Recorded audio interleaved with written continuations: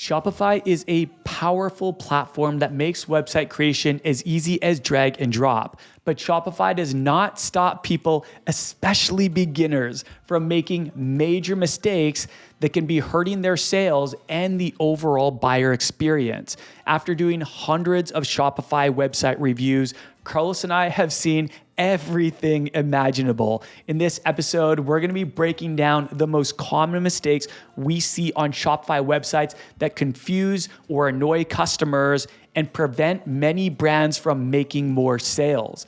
My name is Adrian Von Arx, here with my co-host Carlos Colon. Welcome to the Print on Demand podcast, a show dedicated to helping you make money online with Shopify and print on demand.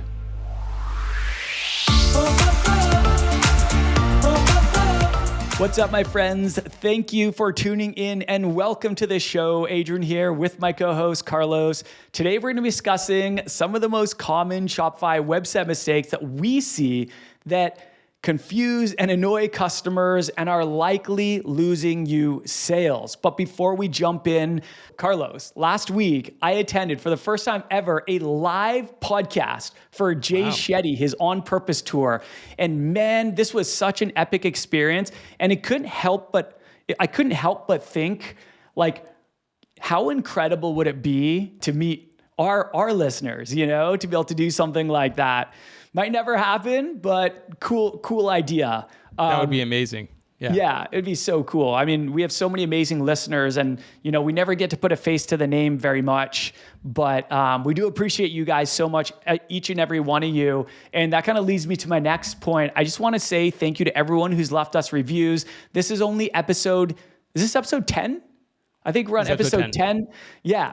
Episode 10, and we now have 11 5-star reviews. So thank you so much for all of you amazing listeners. And really, for those who left us reviews, we appreciate it. We know your time is valuable, and we don't take that for granted. Thank you, and I wanted to shout out, actually, one of our amazing listeners called The Shirt Whisperer for this very kind 5-star review. And I want to read it to say thank you. So The Shirt Whisperer says, I love that name, by the way. Yeah. They say, this show is great for any level of POD seller. Every episode is filled with easily digestible information that helps your brand thrive. I was a faithful listener of the Print on Demand Playbook podcast and have now moved here for the same, if not better, content. Adrian and Carlos know their business and are great teachers. If you have any inkling of interest starting a POD business, listen to this podcast to get a head start. Wow.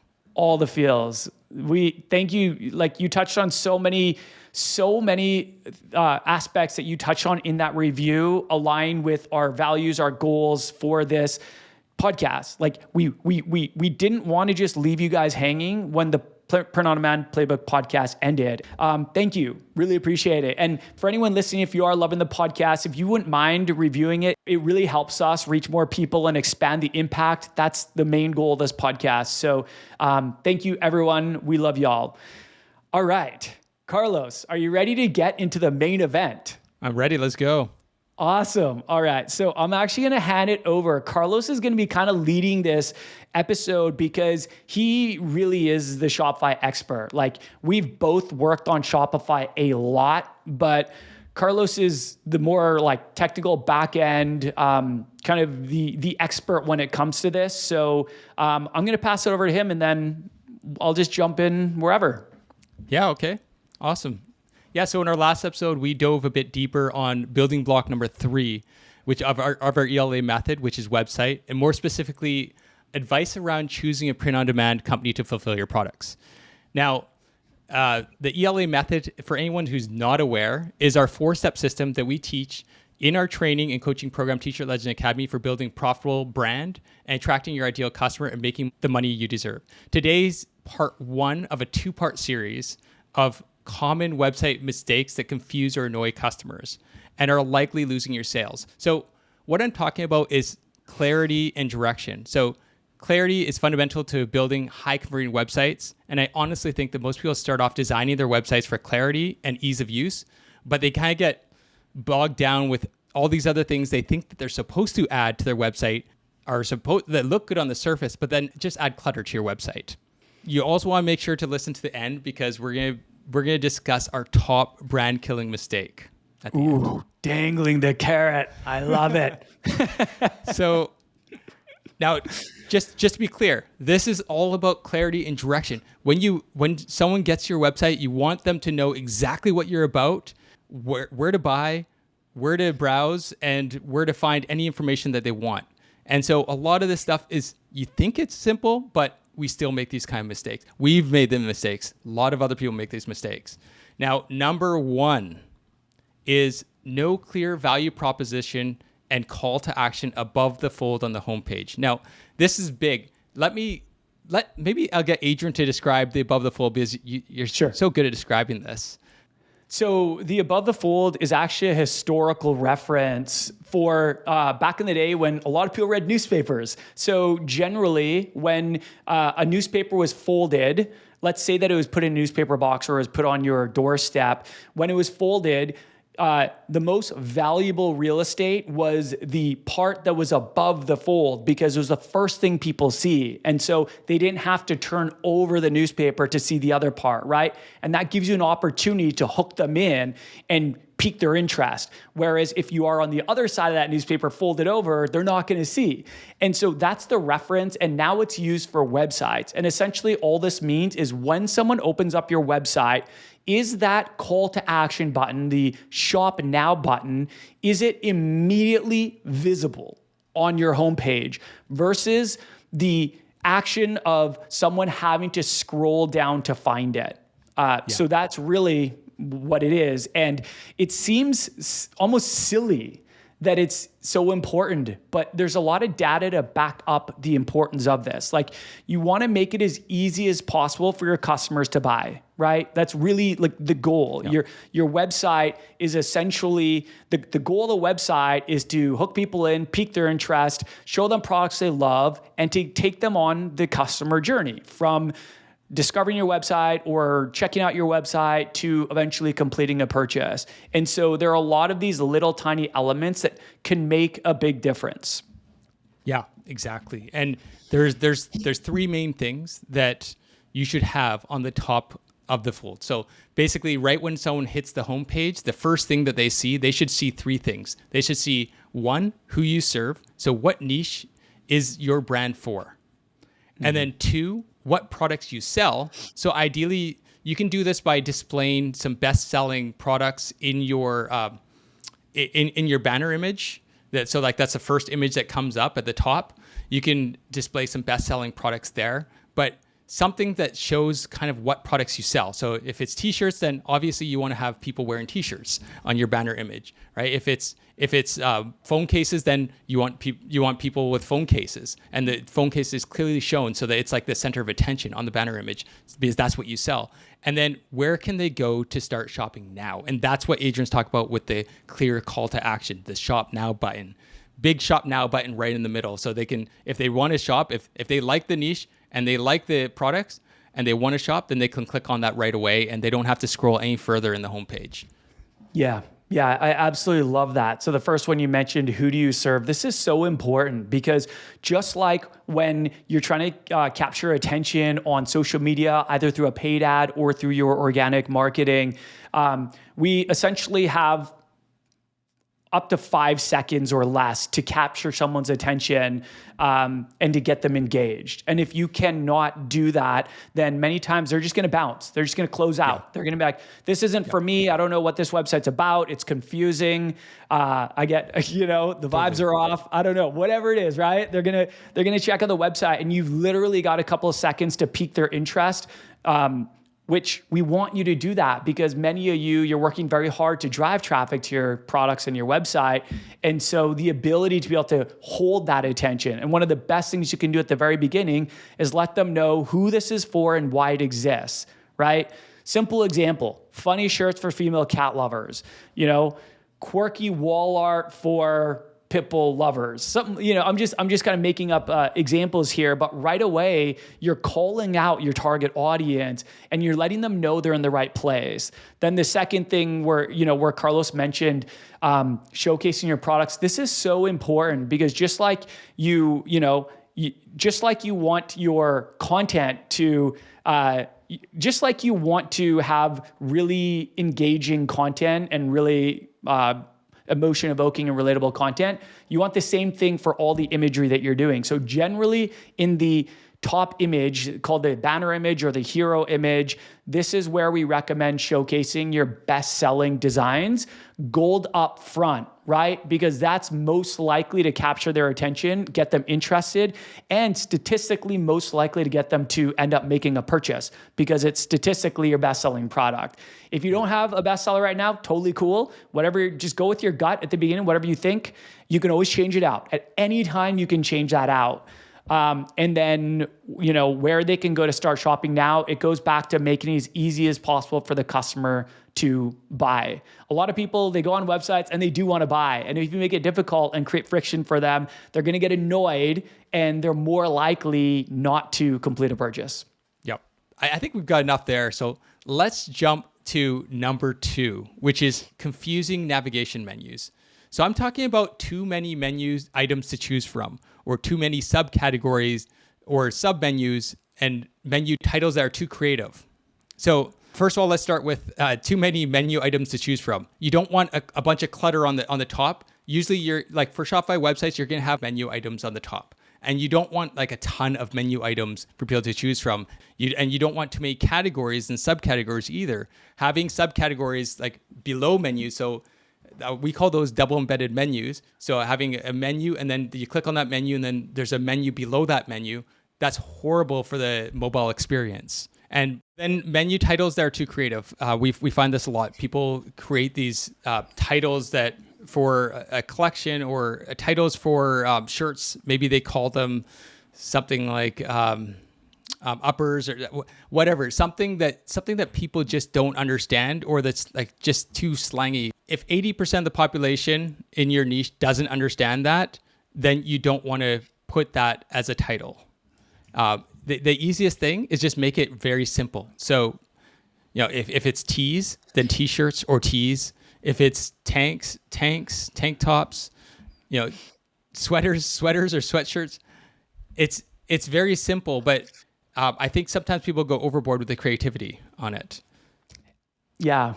Love to all you creatives. I mean, it is fun being really creative, but remember that we're creating this for our target audience, not necessarily for ourselves. Like they're the customers. They're the ones that are going to support your brand. They're the ones that are going to support your dream. And so everything we do, we got to put our cap on, like, will this be a good experience for my customers? And, at the beginning, a lot of assumptions might be made. Eventually, you want to be testing things and testing those assumptions, question all the assumptions. And this is definitely one of those things where I think most people, bonus points for creativity, but if, I would take conversions over creativity any day. And I think I think everyone listening would too, right? It's one thing, like our website isn't just our own creative outlet. We're building a brand to serve a particular target audience. And everything we do, we should be doing it with them in mind. Yeah. I mean, I guess the easiest way of saying it is don't try to be cool, try to be clear. Ooh. Call it sweats, leggings, bottoms, or whatever it is. Just make it very clear. Clarity is important because what we have to remember too is that we're in a race against time here. We're in a race against time. They're only gonna spend so much time looking at something and trying to figure it out. They're not there for a long time. You're trying to get them to buy as quickly as possible. So get them to where they want to go as quickly as possible. Boom. Love that. Yeah. I mean, like reduce all the friction you possibly can in the shopping process. Like the quicker we can get them to check out, the more likely they are to check out. All right. And this takes me to number 3, which this kind of another confusing thing that people do sometimes. And I totally understand it, actually. I understand this one. And I call it the links to nowhere. So you have an amazing idea for a collection that you want to create in the future, right? And you want people to know that this collection is coming and you want to build up hype. But at the start, people don't know your brand and they don't know you and they they want to see products right away. And so if you put a collection, a link to nowhere, it links to a collection with no products in it, people are going to think either the website's broken, either the website isn't finished. And sometimes in your mind, it seems like it's a lot more interesting and exciting. But for people, like I said, this is a race against time. You don't want to waste any of their time. You don't want to send them to links that don't go to products, because the whole reason they're on your website, ideally, is because they want to shop. And you want to cater to that. You want to cater to the shoppers. And so nobody likes wasting time or clicking on a page that goes to nothing. It's cool that you have that. Like, it's really cool if you have that idea, and it's something that you can always hide it. You can always keep it as draft until you're ready, until you have some products to launch it with. But this is one of the best ways to annoy customers, is sending them to pages that don't have anything on them. Totally. I've probably been guilty at this at the very beginning, but it, like, straight up, it looks unprofessional, and that breaks trust. And trust is extremely important for someone to actually pull out their credit card and complete a purchase, right? And then on your point about time, I really like the point you're making about, really, we want to reduce the time in the shopping process, because time kills all deals. The longer we're keeping them on our website without the intention of getting them to convert, distracting them with this and that, broken links to nowhere, the more frustrating, the more friction, and the less likely they are to complete a purchase. Yeah. Exactly. So let's move on to number 4, because this one's a huge one. This one is really big, not only for SEO purposes, but also for conversions, for sales. Because like I said before, you got to expect that most people are going to be shopping on mobile. And so this number 4 is not being mobile optimized. Now, we guys take a step back here, because Shopify free themes, if you're on Shopify free themes, and most paid themes as well, paid Shopify themes are built to be mobile responsive, which just means that the layout changes to fit a phone when you view the website from a mobile phone. So it automatically switches the layout so that it looks good on a mobile phone. However, you still want to always look at the mobile preview in Shopify Theme Editor to make sure it looks good on a mobile phone. And Shopify lets you look at the preview on a desktop or a mobile phone. And so you do want to look at that, because there's odd cases where maybe an app is conflicting with your theme, and it messes with some of the mobile optimization or breaks it. Or maybe there's custom code that you put in there that is breaking the mobile optimization. But either way, you always want to look on mobile view before you publish your website. Because one of the biggest things that's annoying is if pictures are kind of dragging over your screen on your mobile, or maybe you can't see the whole picture on your mobile, or maybe like a chart is all messed up on mobile. And so you got to look at that. The biggest thing here, it's so simple. Just look at the mobile preview. Right. That's it. Right. And I think the biggest reason, so again, I've been guilty of this for sure. And I think the biggest reason, this is definitely a very common thing that we see reviewing websites. And I think the biggest reason is because many people are going to build their Shopify website on a desktop, and they're going to be looking at the desktop view from there. And a lot of times they won't pull out their phone. They won't think or remember to pull out their phone and see how it actually looks on their phone, which is extremely important. You should always do that, knowing that the majority of your shoppers are likely going to be looking from a mobile. If that is the case, then you could say that it's even more important that the mobile looks good than the desktop looks good, because the majority of people are coming in from there, right? Yeah. So there's kind of 2 things that we recommend. One, look at the mobile view in Shopify when you're building it on your desktop. You can click to see the mobile preview, but also it's worth, pull out your phone and just pull up your website. Just go on your homepage, select the collection, select the product, make sure everything looks good, and then this is something that we see skipped so often. And when we review websites, we commonly see mobile optimized errors, and know that these free Shopify themes that we recommend that everyone start with, they're automatically mobile optimized. You don't really have to do anything. However, you have to be careful with your imagery, because if you if you have a oddly sized image that might look good on a homepage, it doesn't necessarily mean it's going to look good on mobile, but you can see that when you look at the mobile view in Shopify and the mobile view on your phone. Yeah. Always check the mobile preview. And then the next one, so this is the last one, and then we're gonna go into the bonus tip, which is the number one brand killer. So number 5 is very slow loading time. And this is huge. This doesn't happen as often with our students, but we do see it with a lot of DIYers. So people that are kind of doing it on their own without any guidance. And so this is just when a website is, when you're sitting there and you're kind of like waiting for images to load and stuff like that, people only have so much patience, right? It's a horrible customer experience. And this is why you actually get penalized for it in Google. Like Google will penalize you for it in the searches if you have a slow loading website. And you'll also get penalized from customers because they just bounce and they might never come back. You got to remember that this is your chance. You might only have one chance, right? True. So true. You should act as if you only have one chance. That should always be the attitude. Yeah.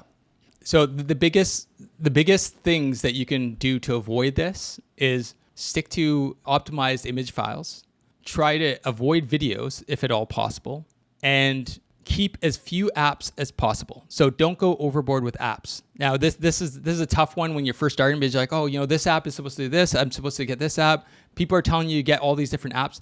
That's one of the things we teach is to simplify, be as lean as possible, so that there's less things that can go wrong. And one of the big things that go wrong with too many apps and too many large image files or adding a bunch of video to it is it slows down your website. And this is probably one of the worst offenders of customers leaving from your website. Yeah, well said. All right, so we are now at the number one brand killer. The number one brand killer is not sticking to your niche. Now, this is one that I think a lot of people are going to like, but the worst is when a customer goes to a website thinking it's all about, say, tennis, but then finds a smattering of tennis-related designs in a sea of designs for every sport you can imagine: soccer, football, badminton, baseball, pickleball. Never fall for the trap of trying to serve everyone. If you serve everyone, then you serve no one. Boom. This is what we call one of the biggest brand killers, because by trying to be something for everyone, you're now competing with the Walmarts, the Targets, and every other generic low-priced apparel toting shop out there. Your biggest differentiator by niching down is that everything you do is relevant for that niche, for that audience, and they know that every time they browse your shop, it will be all about them. So true. So true. Like, your niche, remember, your niche is one of your biggest differentiators.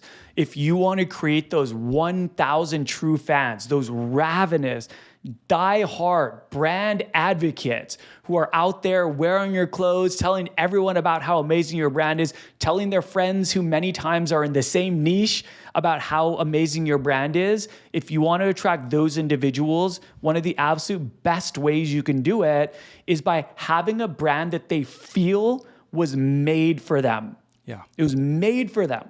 Like, I love seeing that comment. I love when people comment on a product or about a brand, like, I feel like this was made for me. Oh, yeah. Right? That's going to be one of your biggest differentiators.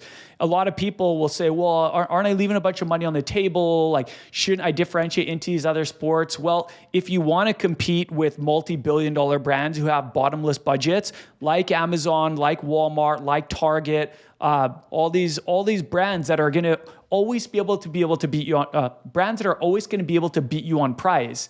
If you want to compete with them, you're fighting a massive uphill battle. And this is where I think a lot of people kind of go astray. There's this common, what do you call it? Like a common question that we get asked is, do I create a general store or a niche specific store?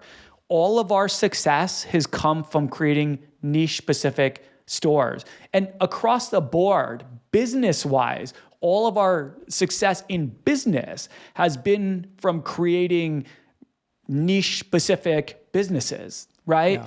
And that is how you attract those loyal fans who love your brand, who love why it exists, and they want to support you more over and over again. And those are going to be the people who are going to be buying 2, 3, 4, 10 times and telling everyone that they know that's interested in that same topic or niche about your brand. Yeah. Remember who you are and who you serve. Yeah. I think that it's really easy to get sidetracked, especially if there's all these side niches that seem somewhat related, or they seem, oh, these people are also physically active too, and maybe I can serve them too. No, you want to serve your target niche audience, nobody else, just them. So Carlos, why don't you just summarize, that was quite a bit. So why don't you just quickly summarize the 5 points and then the bonus point? Yeah. So point number 1 is not having a clear value proposition and call to action above the fold. And so that means the first thing that they see when they get to the homepage. Point number 2 is having confusing navigation menus. So too many menu items, having sub-menu items, or having menu items with names that just don't make any sense to a lot of people. So very slang-based or names that aren't clear enough. Number 3 is links to nowhere. So links to a collection that hasn't been built out yet. Number 4 is not being mobile optimized. And the biggest way of preventing this is just check your website on mobile view in Shopify. That's the easiest way. Shopify is already mobile optimized by default. Just check it, make sure nothing's broken and everything's showing up properly. Number 5 is very slow load times. And then the bonus, number 1 brand killer is not sticking to your niche. Boom. Well said. Well said. So this was part 1 of this episode. We're going to continue this. We want to break it up in 2 because we knew that there would be a lot to unpack here, and we don't want to overwhelm anyone. So this is 5, and then next episode we'll be bringing you another 5 as well. So Carlos, any closing thoughts?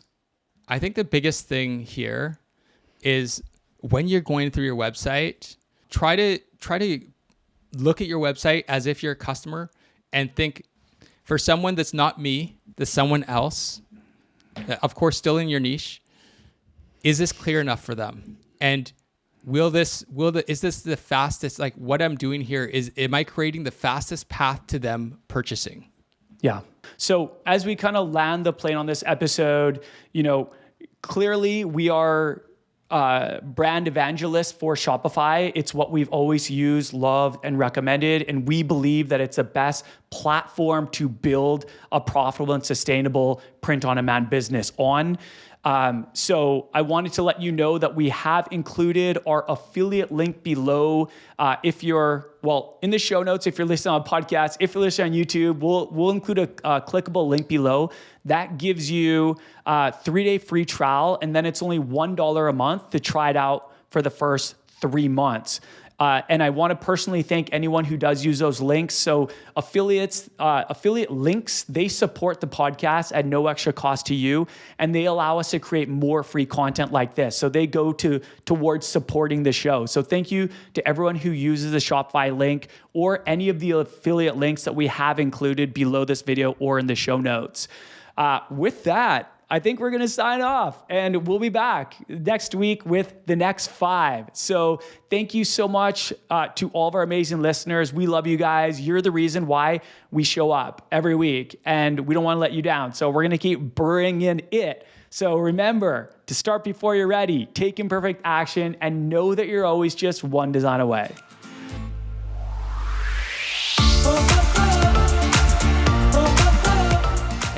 If you're loving the Print on Demand podcast and want more, please help us out by rating this on Apple, Spotify, YouTube, or wherever you're listening from.